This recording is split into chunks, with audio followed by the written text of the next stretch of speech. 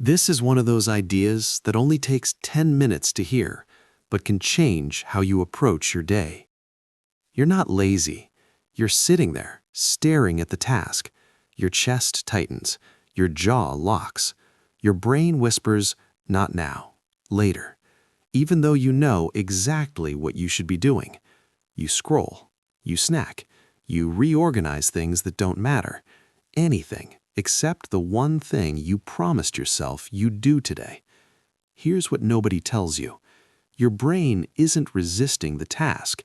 It's protecting you from something it thinks will hurt.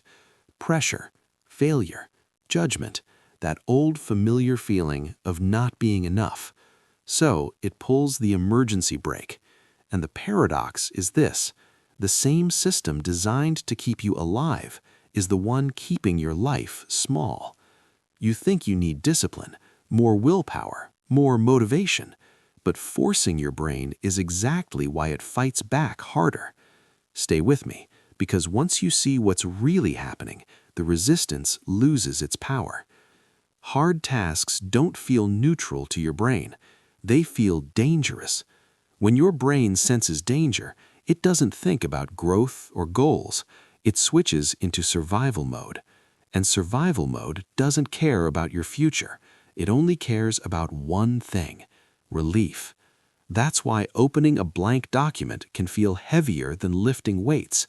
Your brain reacts to pressure the same way it reacts to real danger. Some part of you learned this a long time ago. If we don't start, we can't fail. If we wait, we stay safe. That part isn't broken. It's smart. It kept you protected when trying felt risky. But here's the problem. You keep fighting it. And when you fight your own brain, it always pushes back harder. The more you try to force yourself, the more your brain pulls away from discomfort. So the real question isn't, how do I force myself to do this? It's, how do I make my brain feel safe enough to begin? That's where the Lotus Method starts. The hidden cost of avoiding what matters. You learned that effort hurts, that trying exposes you, that starting isn't safe. So you became the person who waits, the person who prepares forever, the person who knows what to do but doesn't move. On the outside, you look calm, capable, even disciplined. But inside, there's a quiet grief, the grief of unused potential, of nights where you promise, "Tomorrow I'll start," and mornings where tomorrow never comes.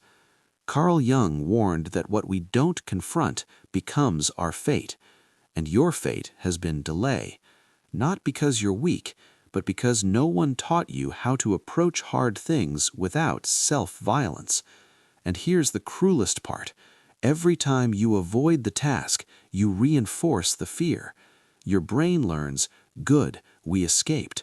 Relief becomes the reward, and the cycle tightens. But there's another way, a slower way, a quieter way, a way that doesn't demand courage, only cooperation. Why this pattern keeps repeating? You see this pattern all the time. You think about starting for hours, but once you start, you're actually fine. You wait to feel motivated, even though motivation only shows up after you begin. You push yourself really hard for a short time, then disappear for days, sometimes weeks.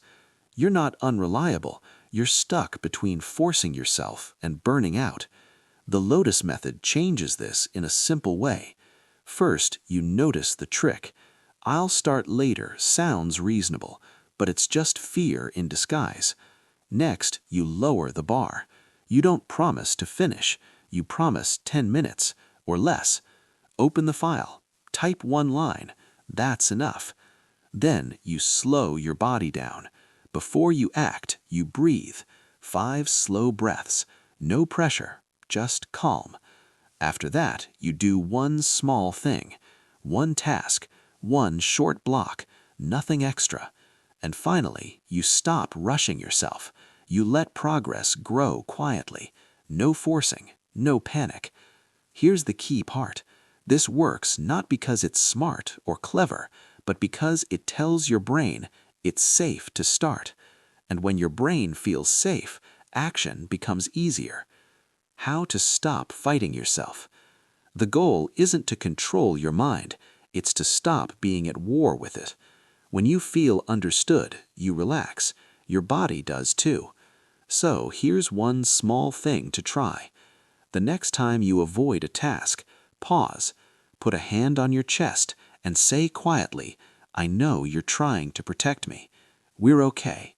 Then take the smallest step you can, really small. That's it. Not tomorrow, not perfectly, now.